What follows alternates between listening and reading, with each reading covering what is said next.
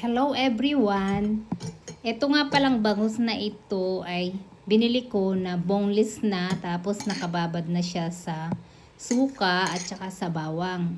Kaya ang gagawin ko naman ngayon para mas masarap siya guys, bago iprito, nilagyan ko siya ng sibuyas, bawang, tapos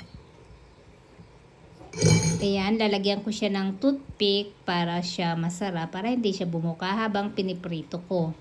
Kaya ayan guys, panoorin nyo kung paano ko siya gagawin at kung paano ko ipiprito nang hindi bubuka. Kaya panoorin nyo hanggang matapos guys. Ayan. Yan ang masarap na tip ko sa inyo. Ayan, tatamihan ko pa yan guys para masarap ang hindi siya inyong bumukas. daing na bangus. Ayan, hindi lang ipiprito, pwede nyo ring lagyan ng sibuyas at saka kamatis. Ayan guys, yung toothpick kung paano ko isara. Para hindi siya bumuka pag ipiprito na. Panoorin nyo hanggang matapos. Thank you for watching guys.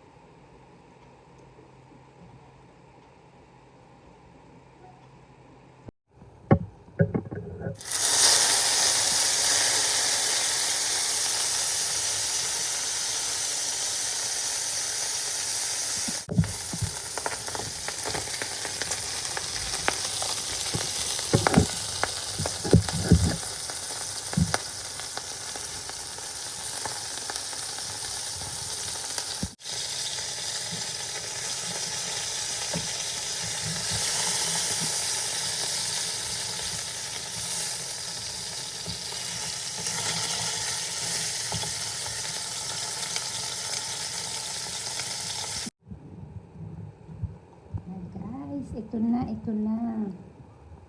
Sarap.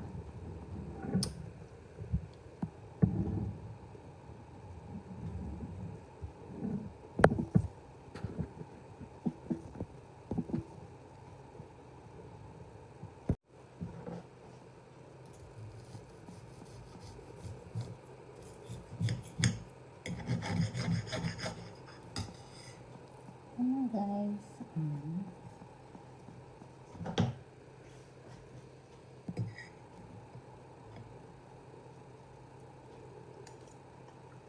Sarap.